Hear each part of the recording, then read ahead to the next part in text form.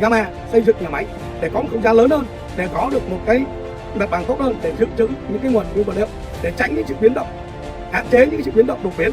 Đó là sự mà mang lại cái sự cái chất lượng sản phẩm cao nhưng mà giá thành nó tương đối ổn định. Đó là mặt có lợi cho những người bán hàng, cho những đại lý, cho những người tiêu dùng.